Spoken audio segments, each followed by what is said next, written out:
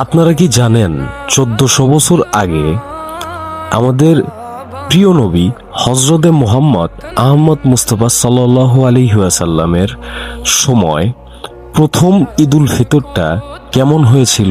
রমজান মাস শেষ হওয়ার পর মুসলমানদের জন্য আল্লাহ তাআলা নির্ধারণ করেন আনন্দের দিন ঈদুল ফিতর। এই ঈদ প্রথম উদযাপিত হয় দ্বিতীয় হিজরিতে মদিনাতে। ঈদের সকালে নবী খুব ভোরে ঘুম থেকে উঠতেন।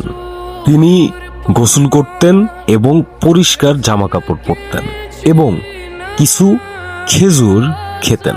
নামাজে বের হওয়ার আগে ঈদের নামাজ আদায় করতে হতো খোলা মাঠে। সেই নামাজের ইমামতি স্বয়ং হযরতে মুহাম্মদ সাল্লাল্লাহু আলাইহি ওয়াসাল্লাম, আমাদের পিয়ারে নবী, তিনি ইমামতি করেছিলেন। তিনি 2 রাকাত নামাজ পড়াতেন এবং তারপরে খুতবা দিতেন, যেখানে তিনি মুসলমানদের তাকওয়া দিতেন।